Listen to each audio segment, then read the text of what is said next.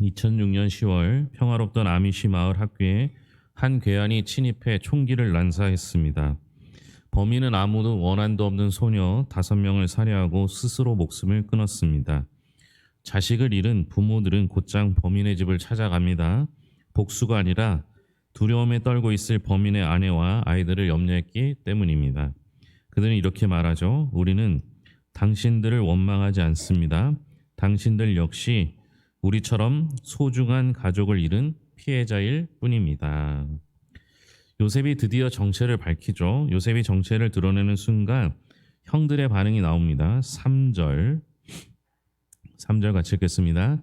요셉이 그 형들에게 이르되 나는 요셉이라 내 아버지께서 아직 살아 계시니까 형들이 그 앞에서 놀라서 대답하지 못하더라. 형들은 놀라서 대답을 못했죠. 야곱의 아들들은 흉년으로 양식을 구하러 애굽까지 왔다가 정탐꾼으로 몰리는 등 큰 공경에 처합니다. 시므온이 인질로 잡히고 막내 베냐민까지 은잔 사건에 휘말리자 형제들은 아버지를 위해 베냐민을 살려달라며 간곡히 애원합니다. 오늘 말씀은 이후에 이뤄진 일이죠. 이 진심 어린 호소에 감정이 격해진 요셉은 마침내 자신이 요셉임을 밝힙니다. 죽은 줄로만 알았던 동생이 대제국의 총리가 되어 눈앞에 서 있는 현실에 형들은 충격으로 얼어붙은 겁니다. 과거 자신들이 은 20세겔에 팔아넘겼던 요셉이 자신들을 죽이기도 하고 살리기도 하는 애굽의 총리가 되었다는 사실은 형들의 상상을 완전히 초월하는 일이었죠. 그들은 머리를 한 대 맞은 듯한 극심한 당혹감과 두려움에 사로잡혀서 어떤 대답도 하지 못한 채 어안이 벙벙한 상태로 서 있었을 뿐입니다. 이 정적은요, 인간의 악행을 선으로 바꾸신 하나님의 거대한 섭리가 드러나는 순간이었습니다. 요셉은 누가 자신을 애굽에 보냈다고 고백하는지요. 먼저 5절 읽겠습니다. 5절입니다. 당신들이 나를 이곳에 팔았다고 해서 근심하지 마소서, 안탄하지 마소서. 하나님이 생명을 구원하시려고 나를 당신들보다 먼저 보내셨나이다. 7절 8절입니다. 하나님이 큰 구원으로 당신들의 생명을 보존하고 당신들의 후손을 세상에 두시려고 나를 당신들보다 먼저 보내셨나이다. 그런즉 나를 이리로 보내신 이는 당신들이 아니요 하나님이시라. 하나님이 나를 바로에게 아버지로 삼으시고 그 온 집의 주로 삼으시며 애굽 온 땅의 통치자로 삼으셨나이다. 애굽으로 보낸 사람은 당신들 형들이 아니라 누구라는 거죠? 하나님이라는 거죠. 요셉은 아무 말도 못하는 형제들에게 사건의 내막을 차분히 설명합니다. 그는 자신을 판 일로 형들이 자책하거나 괴로워하지 말라고 안심시키면서 이 모든 과정이 생명을 구원하려 하시는 하나님의 계획이었음을 설명하고 있는 것이죠. 노예 생활과 억울한 옥살이를 거친 13년 동안의 세월은 요셉의 가치관을 근본적으로 바꾸어 놓았습니다. 이 장면에서요, 요셉은 형들을 알아봐요. 형들은 요셉을 못 알아봐요. 형들은 요셉을 잊은 거죠. 그가 이제 끝났다 또는 나와 상관없다 생각했던 거죠. 요셉은 항상 형들을 생각하고 아버지 야곱을 생각했던 거죠. 그러니까 그것을 먼저 발견하게 되는 거예요. 그가 어떤 모습이었는가는 상관없어요. 탕자 이야기에서요. 아버지가 아들을 발견합니까? 아들이 아버지를 발견합니까? 예? 아버지가 아들을 발견하죠. 그런데 겉모습을 보면 아버지의 모습이 변했습니까? 아들의 모습이 변했습니까? 상식적으로는 아들이 변했기 때문에 아들을 먼저 발견한다는 건 있을 수 없는 거죠. 그런데 아버지는 아들을 기다렸고 아버지는 아들의 모습을 머릿속에 그려놓고 있었기 때문에 아들의 여러 가지 다양한 모습, 괜찮은 모습일 수도 있고 처참한 몰골일 수도 있는 그 모든 상황을 설정해 놓고 기억하고 기다렸기 때문에 볼 수 있었던 거죠. 요셉이 형들을 알아볼 수 있었던 이유는 형들에 대한 그리움이 있었던 겁니다. 처음에는 그게 어떤 마음이었는지 잘 모르겠어요. 성경에 그게 표시되어 있지 않기 때문에 그래요. 요셉이 형을 향한 복수의 마음이었을 수도 있어요. 그러니까 형들이 아무 말 하지 못해도 요셉이 당신들은 나를 해하려 하였으나, 예, 그러니까 그 마음은 알고 있는 거예요. 그러니까 처음에는 형들에 대한 억울함 또는 복수심에 불타 있을 수도 있었어요. 그럼에도 불구하고 요셉은 그러지 않았던 겁니다. 이유는 딱 하나죠. 하나님이 계획하신 일에, 그러니까 보내심을 받은 사건이라고 믿는 거죠. 그러니까 형들은 요셉을 팔았던 거죠. 그런데 요셉은 형들 때문에 애굽까지 흘러 들어왔다라고 생각할 수도 있었겠지만 후에 나중에 하나님의 계획을 깨달은 다음부터는 그게 팔려온 것, 끌려온 것, 노예로 팔린 것 이것이 아니라 하나님의 계획 때문에 보내진 것이라고 말하는 겁니다. 요셉이 대단한 거 보면요.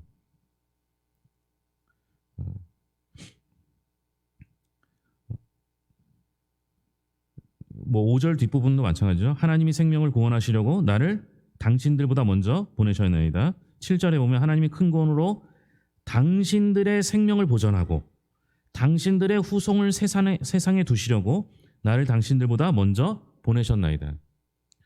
자기를 판 사람이 형들인데 복수심에 불타 있다면 하나님께서 당신들의 생명을 보존하고 당신들의 후손의 생명을 보존하려고 했다는 말을 할 수 없는 겁니다. 저는 이 사건의 그 큰 전환점이 있었던 건 사실은 그의 자녀들이라고 생각해요. 지난주에 함께 나눴던 므낫세와 에브라임의 이름의 뜻은 잊고 하나님께서 함께 하신 것에 대한 그 고백을 아들의 이름으로 하지 않습니까? 그러니까 그 시점으로부터 이제 고백이 된 거죠. 아, 이런 일로 나를 보내셨구나. 하나님의 섭리는요, 분명히 형들의 악행으로 시작을 됐습니다. 그럼에도 불구하고 하나님은 악을 선으로 바꾸실 수 있는 분이라는 거예요. 충분히 가능하다고 봅니다. 그렇죠? 우리 하나님은 악을 선으로 바꾸시는 분이에요. 그리고 지금도 그렇게 하고 계십니다. 문제는 그것을 내가 하나님의 계획이라고 받아들일 수 있느냐 없느냐라는 거죠. 여러분, 요셉이 형들이 자기 앞에 오잖아요. 지금 힘은 형들이 약하고 요셉이 힘이 센 상태예요. 그러면 요셉이 이것을 하나님의 계획으로 이해할 때 하나님께서 형들의 생명을 구원하려고 나를 이렇게 하셨구나라고 이해했기 때문에 형들을 그냥 둔 거예요. 근데 만약 요셉이 하나님의 계획을 오해했거나 잘못 해석했으면 하나님이 이때를 위해서 내게 힘을 주신 거야.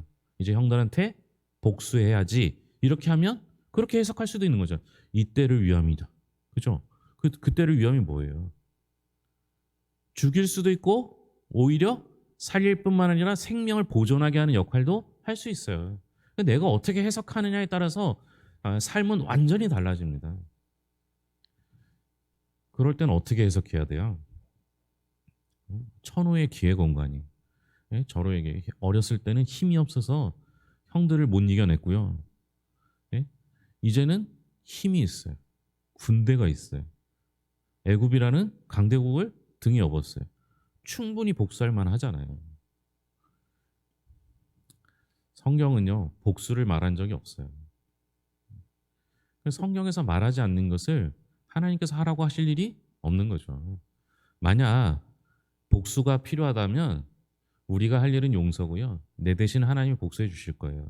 그렇게 믿고서는 하나님의 계획을 이해해야지, 그렇지 않으면요, 하나님의 계획을 오해할 수 있습니다.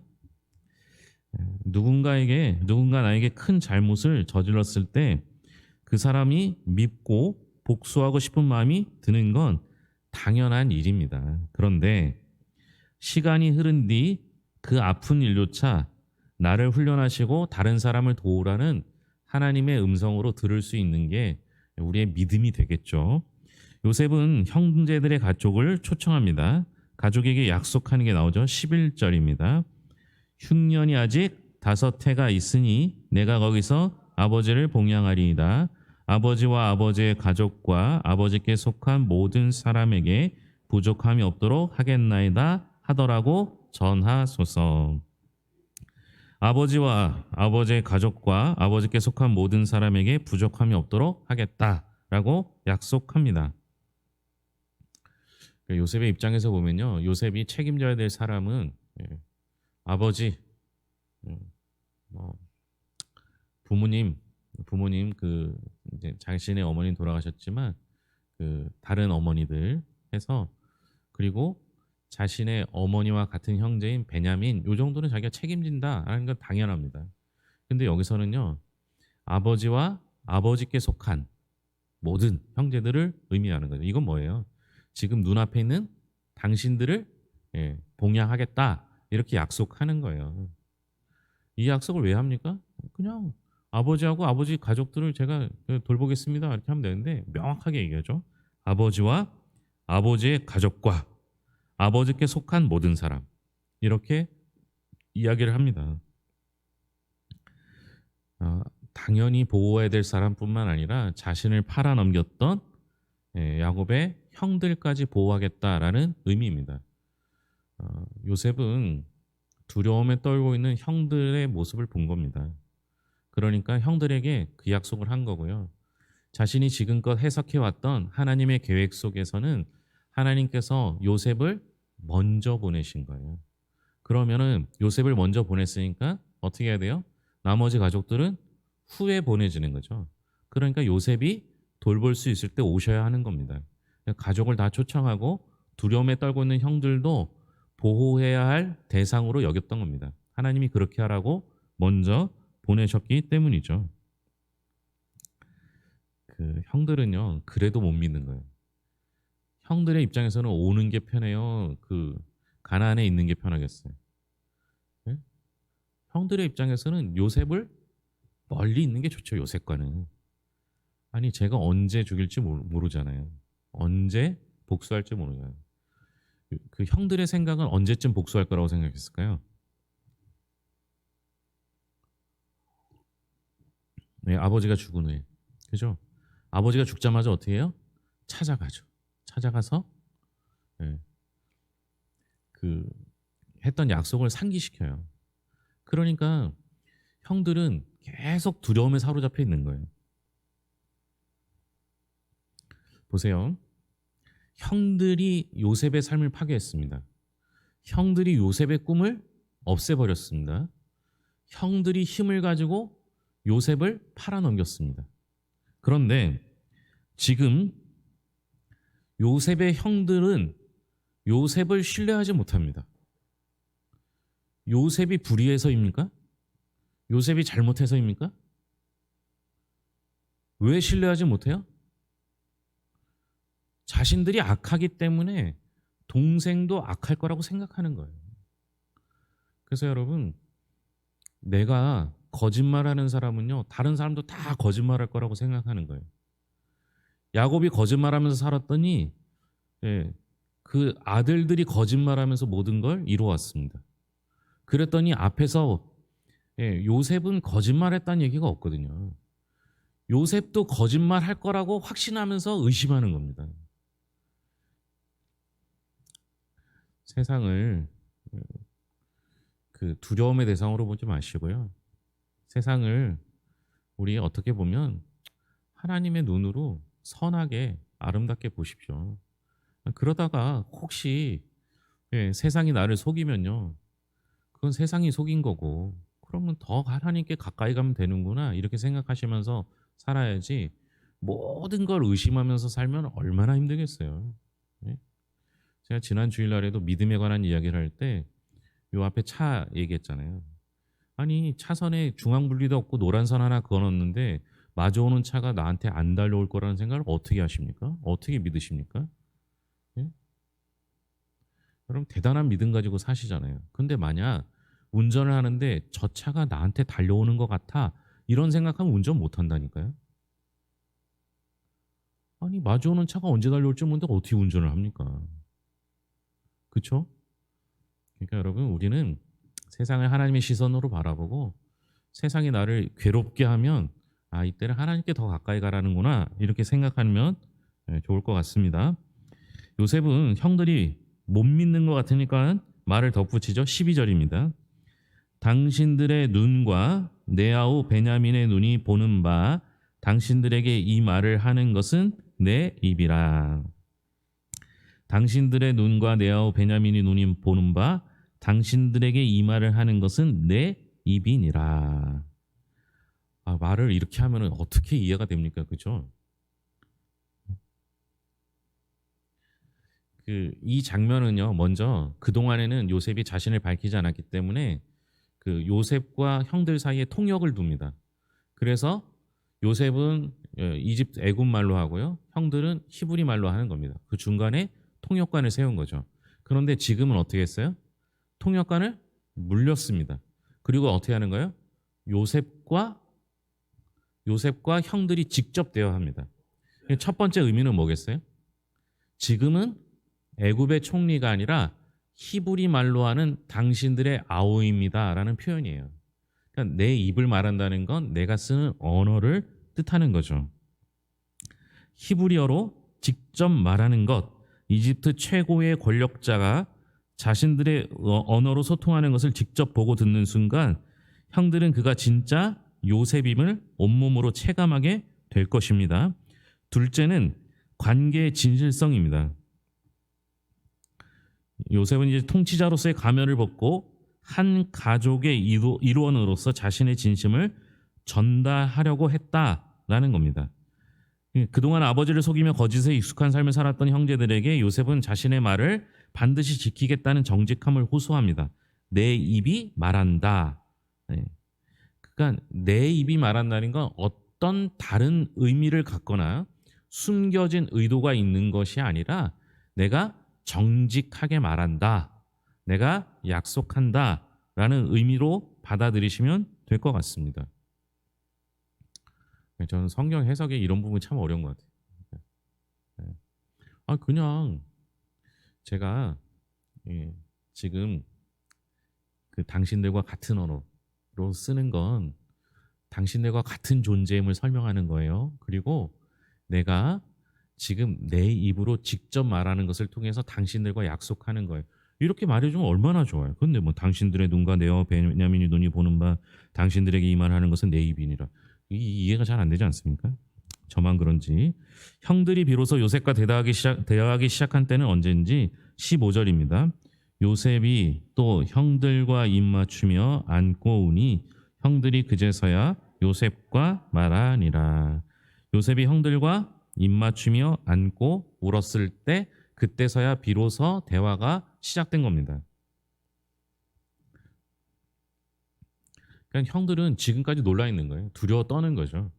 요셉이 설명해도 안 돼요. 예. 그리고 이렇게 하겠다라고 약속해도 안 돼요. 그런데 어느 순간 풀리느냐? 서로 안고 울 때 그들의 마음이 풀리는 거예요. 그래서 가족이에요. 예. 여러분, 아무리 좋은 말로 설득해도요, 형제들은, 가족들은 서로 이해하고 서로 사랑하고 서로 함께한다는 의미를 말로 하지 않아도 될 때가 있는 거죠.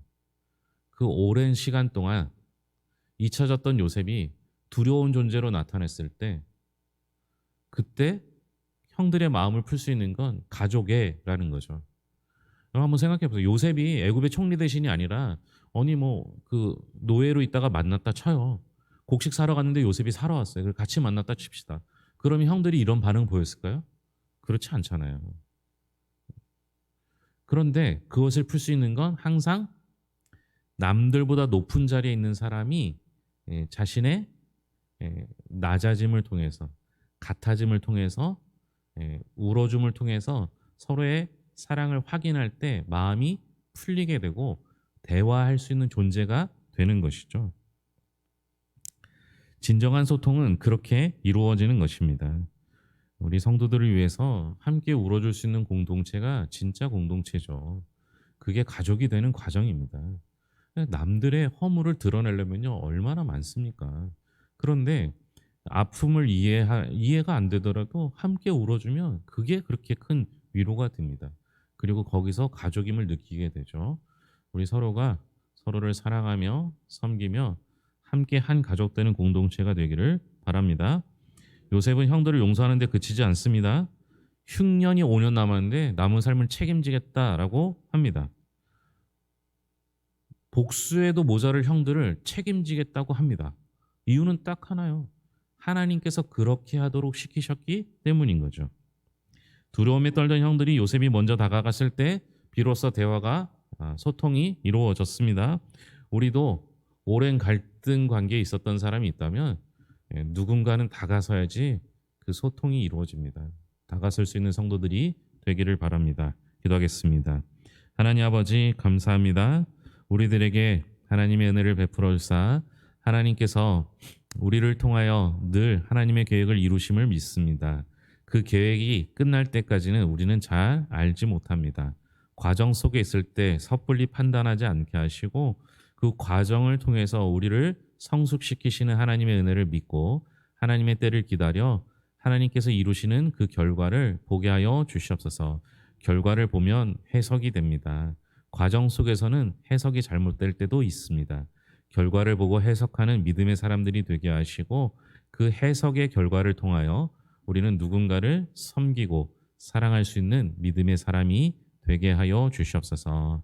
구주 날씨에도 주의 전을 찾아 나온 성도들을 주께서 돌보실 것을 믿으며 모든 것을 예수님의 이름으로 기도합니다. 아멘.